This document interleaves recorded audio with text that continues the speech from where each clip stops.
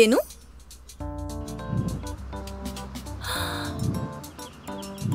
Vietnam solo trip 1 ತಿಂಗಳು. ಸುಬ್ಬಣ್ಣ ಇಲ್ಲಿ ನೋಡಿ, ಅನುಷ್ಕಾ ವಿಯೆಟ್ನಾಂ ಹೋಗಿದ್ದಾಳೆ 1 ತಿಂಗಳಿಗಾಗಿ. ಸರಿ, ನೀನು ಪ್ಲಾನ್ ಮಾಡು. What stopping you? ನೀನು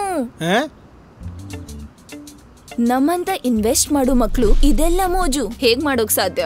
ಹೌದಾ? ಅಂದ್ರೆ ನಿನ್ನ SIP ನಿನ್ಗೆ ಟ್ರಾವೆಲ್ ಮಾಡೋಕೆ ಬಿಡೋದಿಲ್ಲ. ಹೌ? ಆಫ್ ಕೋರ್ಸ್, ನಾನು ಏನ್ ಹಣ SIP ಅಲ್ಲಿ ಇನ್ವೆಸ್ಟ್ ಮಾಡ್ತೀನೋ ಅದರಲ್ಲೇ ಟ್ರಾವೆಲ್ ಮಾಡ್ಬೋದಲ್ವಾ? ಸರಿ, ಅದಿರ್ಲಿ.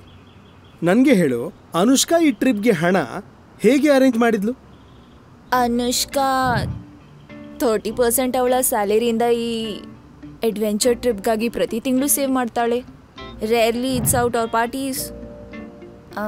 ಯಾಕಂದ್ರೆ ಅವಳು ತನ್ನ ಟ್ರಾವೆಲ್ ಗೋಲ್ಸ್ಗೆ ಕಮಿಟೆಡ್ ಆಗಿದ್ದಾಳೆ. ಮತ್ತು ಅನೀಶಾ ಏನ್ ಮಾಡ್ತಾಳೆ? ಅನೀಶಾ 10% ಇನ್ವೆಸ್ಟ್ ಮಾಡ್ತಾಳೆ ಮತ್ತು ಮತ್ತು ಹೊರಗೆ ಊಟ ಮಾಡ್ತಾಳೆ ಪ್ರತಿ ವಾರ.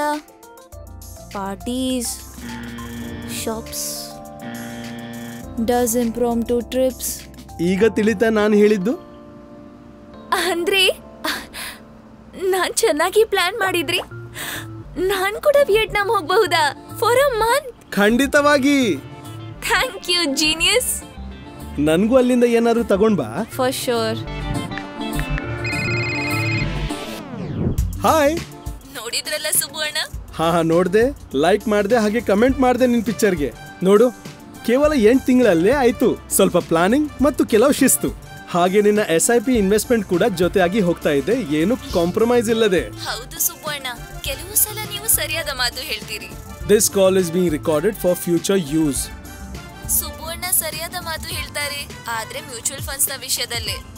ಅರೆ, ಇದರಲ್ಲಿ ಡಿಸ್ಕ್ಲೇಮರ್ ಇದೆ. ಮ್ಯೂಚುವಲ್ ಫಂಡ್ಸ್ ನಲ್ಲೂ ಇದೆ ಅಲ್ಲ?